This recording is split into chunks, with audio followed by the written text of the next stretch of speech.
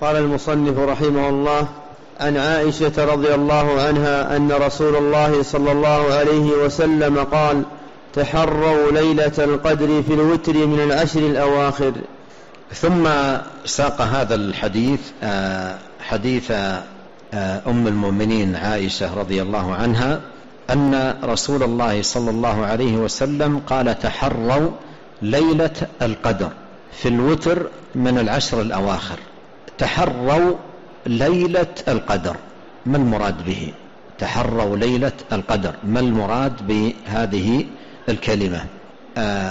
هذا فيما يظهر لي والله تعالى أعلم يتضمن أمرين: أمرا قبل مجيئها، بماذا؟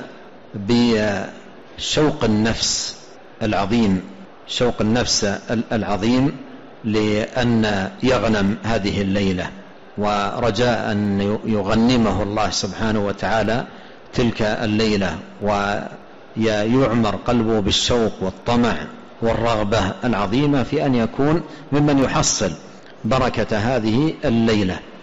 وهذا الشوق يبدأ مع الإنسان من أول رمضان، بل عند كثير من الناس من قبل رمضان، وهو في شوق لتلك الليلة وطمع في أن يغنمه الله سبحانه وتعالى من خيراتها وبركاتها العظيمة.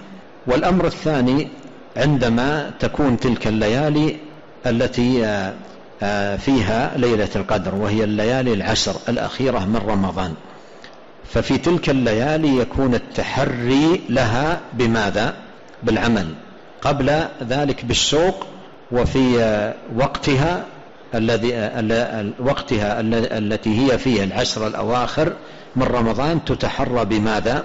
بالعمل، وأن يجتهد الإنسان في عمارة العشر الأواخر كلها، العشر الليالي الأواخر من رمضان كلها بالعمل، قيام الليل، قراءة القرآن، ذكر الله جل وعلا، كثرة الدعاء، ولا سيما الدعاء الذي علمه النبي صلى الله عليه وسلم عائشة رضي الله عنها، فيجتهد في إحياء تلك الليالي. هذا هو التحري، مثل ما كان يصنع عليه الصلاة والسلام إذا دخلت العشر شد مئزره وأحيا ليله وأيقظ أهله. وقوله في الوتر من العشر الأواخر، هذا فيه أنها أحرى أن تكون في الأوتار.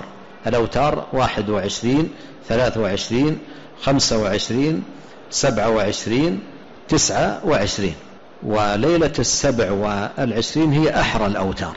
ليلة 27 هي أحرى الأوتار في قول عدد من أصحاب النبي الكريم صلى الله عليه وسلم ورضي الله عنهم أجمعين. نعم.